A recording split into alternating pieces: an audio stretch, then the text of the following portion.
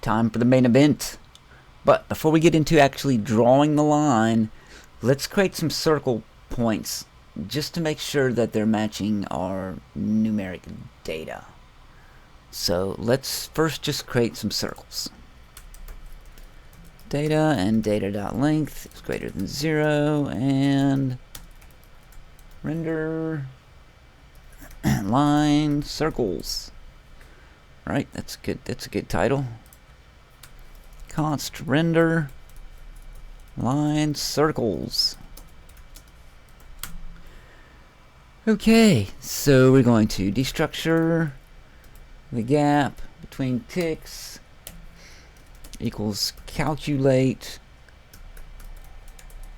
width, and let's rename that to x gap, and that's a function.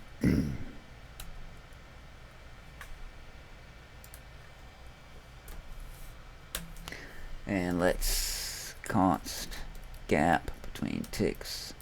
This will be our y gap.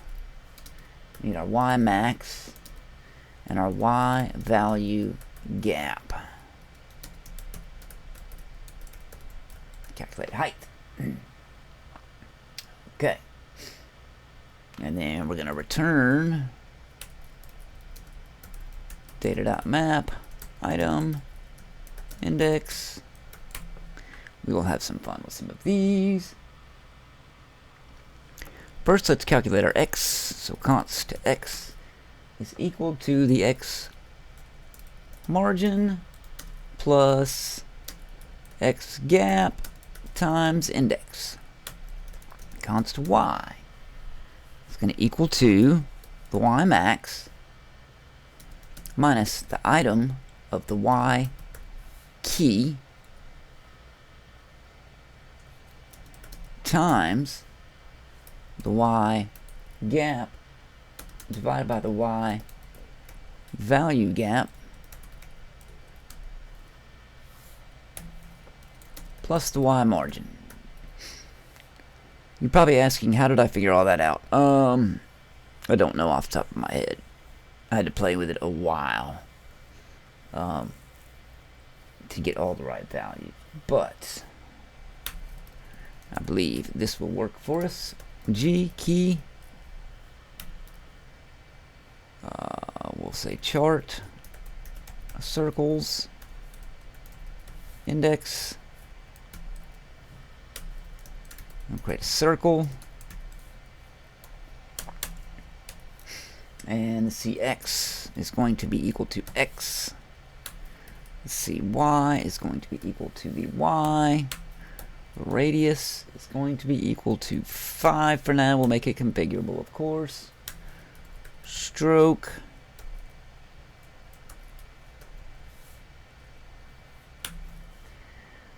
Fill. We'll make it red for now. And on press item. Now we don't have on press item, so let's go add that.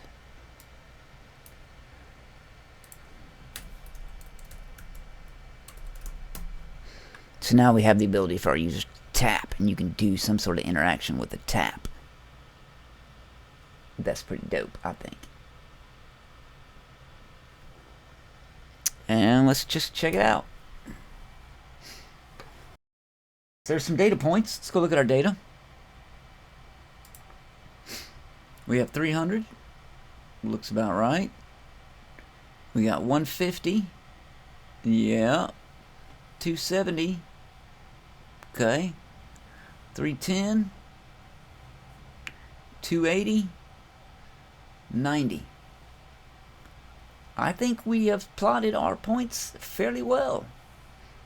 Now we need lines between them. And then we'll come back and add some tooltips. But, so that covers up. Oh yeah, I really wanted to show you this earlier. If I put this to a 1, notice this file here is green. If I put this to a 1, it turned to yellow. Why is it yellow? Because we have that unused dependency. So that shows you that ESLint is working for us. Beautiful. Now that's green. Perfect. This guy's still red. That's because he thinks he's TypeScript still, and he's like, nope, nope, nope, nope, nope. You don't have like an X key.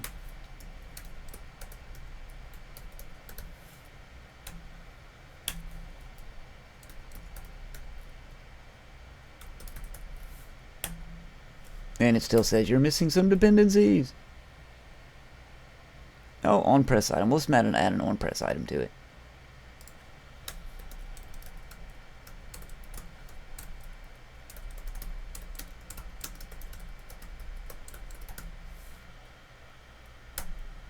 And that's like, oh, there's an any type there. We don't care, but that's gone. Now if we go look at our console, and we go and touch one of these items, hey, there we go.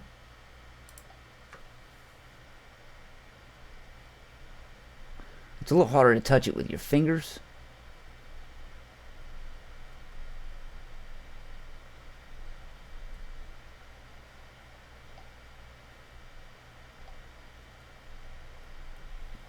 But it is doable.